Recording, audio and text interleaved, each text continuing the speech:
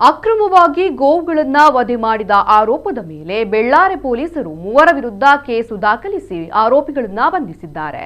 37 ವರ್ಷ ಪ್ರಾಯದ ಕೆ ಅಬ್ದುಲ್ ರಫೀಕ್, 41 ವರ್ಷದ ಆದ್ರಾಯ ಮಂತೂರು ಮತ್ತು 57 ವರ್ಷದ ಪ್ರಾಯದ ಅಬ್ದುಲ್ ಖಾದರ್ ಪಾನೆಮಜಲು ಬಂಧಿತ ಆರೋಪಿಗಳು. ಅಕ್ರಮವಾಗಿ ಗೋವಧೆ ನಡೆಸುತ್ತಿರುವ ಬಗ್ಗೆ ಬೆಳ್ಳಾರೆ ಠಾಣಾ ಪೊಲೀಸ್ ಉಪನಿರೀಕ್ಷಕ ಸಂತೋಷ್ ಬಿಪಿ ಅವರಿಗೆ ಮಾಹಿತಿ ಬಂದ ಮೇರೆಗೆ ಅವರು ತಮ್ಮ ಸಿಬ್ಬಂದಿ ಜೊತೆ ಕಡಬ ಸವನೂರು ಗ್ರಾಮದ ಮಂತೂರು ಮುಂಡತ್ತಡ್ಕ ಎಂಬಲ್ಲಿಗೆ ತೆರಳಿ ಪರಿಶೀಲಿಸಿದಾಗ ತೋಟವೊಂದರಲ್ಲಿ ಜಾನುವಾರುವನ್ನ ವಧೆ ಮಾಡಿ ಮಾಂಸ ಮಾಡುತ್ತಿರುವುದು ಕಂಡುಬಂದಿದೆ.